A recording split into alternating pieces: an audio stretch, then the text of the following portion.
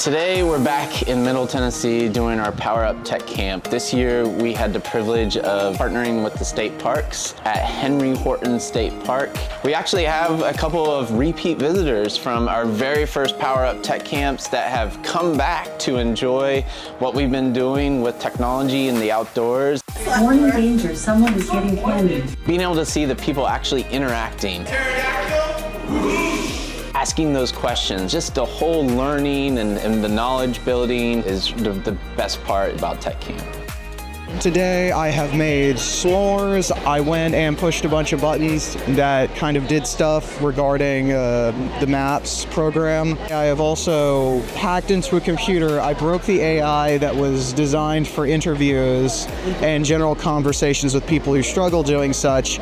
I beat cornhole forever, and I learned about the special remote that you can hook up to your TV and communicate.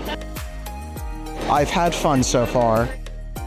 Whenever I talk to people, they're always like, oh, we learned something new, and we have people that are using technology, and we wanted to come and actually to Power Up Tech Camp and see the technology before they get it. It's time for your medications. It's just a real good time where people can come and just learn about what we do with DDA, what the state parks are doing. We're here spreading the word about their Access 2030 program, where they're helping making the state parks more accessible to people with disabilities.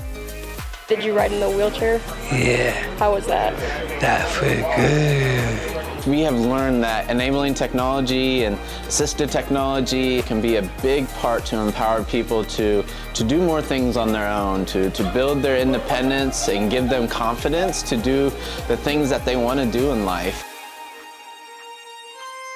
Technology is a big part of people's lives, and we need to help them understand how they can incorporate it and use it for their own benefit.